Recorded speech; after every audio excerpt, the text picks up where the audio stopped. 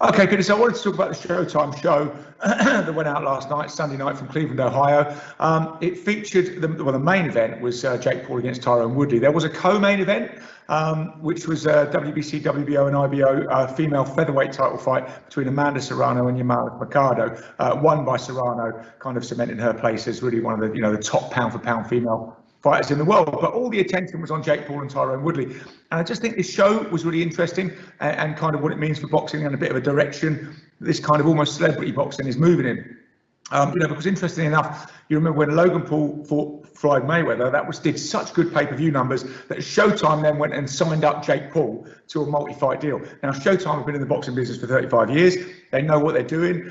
Jay Espinosa, who runs it, is a real boxing guy, knows exactly what's going on. And what they have decided to do is, obviously, they poached Jake Paul from the Triller Fight Club series, which was kind of what you might like to unkindly call freak show boxing, celebrity boxing, whatever you want to call it. It was like these were curiosities that people were watching, and they're saying it's not real boxing.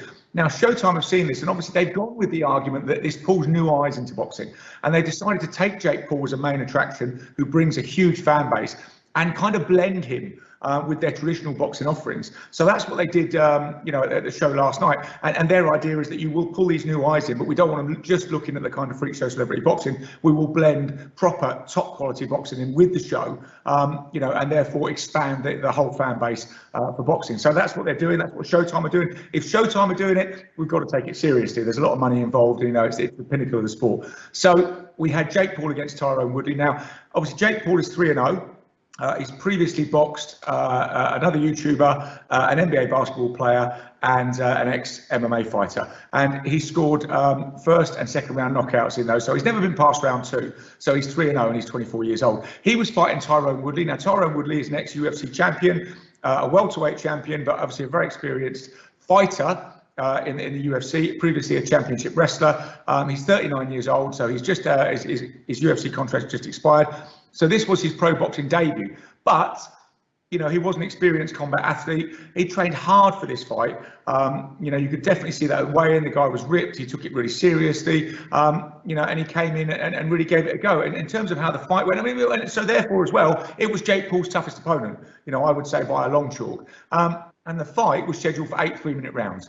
So in terms of how the fight unfolded, it was more Woodley coming forward, Woodley being the shorter man, trying to get in and close the range with Jake Paul. I thought Jake Paul boxed quite well, considering he's a novice boxer going into 8 3s. He used the jab well, he went down to the body, up to the head. He looked good in the first few rounds, and then he did start to tire after the 4th and tired considering the 5th, and Woodley started to make up the distance a bit. And you've got to remember, I think, even though this is Woodley's debut, he's used to 25-minute fights. In the UFC, he's used to the sort of load that puts on your body. And really, however Jake Paul is being hothoused, you can't really fully replicate those fight conditions. So, you would expect him to tire a bit. And I thought this was good, a very good, rounds in the bank for him. But he did win the fight. It was a split decision. One judge going for Woodley and 2 judges going for Paul. I kind of gave it to Paul. I thought he'd done enough in the earlier rounds, and I thought he did just nick it, so Woodley is immediately calling for a rematch. Apparently, they'd had a bet, they'd had a side bet, which they had publicly said, this was instigated by Jake Paul, that the loser would have the winner's name tattooed on him. And he said if Woodley did that, he would, which Woodley said in the ring, I will do it, I will go away and get your name tattooed on me, and then we'll have a rematch. But obviously, there's big money in this for Woodley, so he's going to want the rematch. Jake Paul, I think, will probably move on from this. He got the rounds in the bank. And interestingly enough, this was a 5-fight card. And, down on the undercard was Tommy Fury. Tommy Fury was boxing Anthony Taylor. Anthony Taylor was 0-2.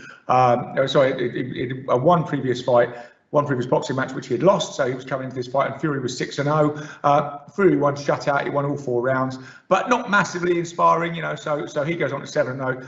And Anthony Taylor drops to 0-2. But obviously, Tommy Fury is very much touted as a future opponent for Jake Paul. And you've got to remember that Showtime have put a lot of money into Jake Paul. It's a multi-fight deal. He is pulling in the numbers. This was a $60 pay-per-view telecast. And I'm told, although the number's not in, that it did sell well. But part of that deal will be that Jake Paul does step up his opposition. And this could be considered a step up. And I think Tommy Fury, kind of on this showing, would be an ideal step up, because obviously Tommy Fury has the name. You know, he's Tyson's cousin. You know, he's a very good-looking lad. He's previously been on Love Island. He's also got a bit of that celebrity stuff. You know, so it would be a little bit of a, but he does come from a boxing background. You know, he's trained by John Fury.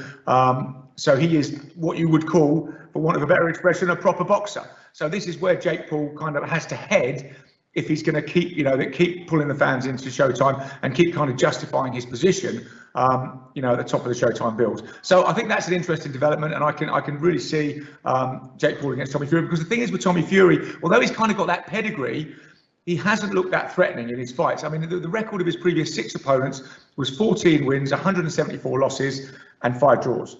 So that's his previous 6 opponents combined. So, you know, the only guy he's fought with a winning record, I think, was his last opponent, who was 2-1. So, you know, he's not looked devastated in this early part of his career, where if he was going to go on, you would expect him, boxing these kind of people, to be stopping them. So I think, you know, they'll probably be looking at that and saying, maybe rightly, maybe wrongly, Tommy Fury is maybe not too dangerous for Jake Paul, and this is, you know, the fight that will come. Because I'll tell you what, you know, it would break the Twitter records. It would be a huge sort of show. So that's where I think he's going. I don't think he'll rematch Woodley.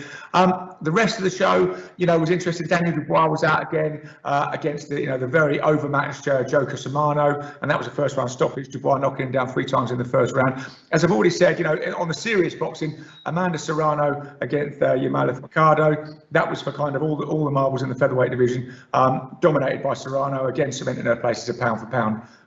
You know, one of the best in you know, in the female division. And also Ivan Barachnik against Montana Love. Barachnik was 20-2, Montana Love was 15-0. So it was his first defeat, with Barachnik taking that. So, you know, overall, I thought it was a good show. It was this blending of celebrity boxing. For me, it kind of worked. You know, it was a curiosity, and there was also good quality boxing on display. I think it's going to be interesting where Showtime are going to take this, you know, and how it affects boxing. But yeah, the Jake Paul Roadshow, the problem child moves on. Hopefully against Tommy Fury next time out, but we'll see. But overall, you know, I thought it was an interesting show, interesting concept, and a good show. Thanks, Peter.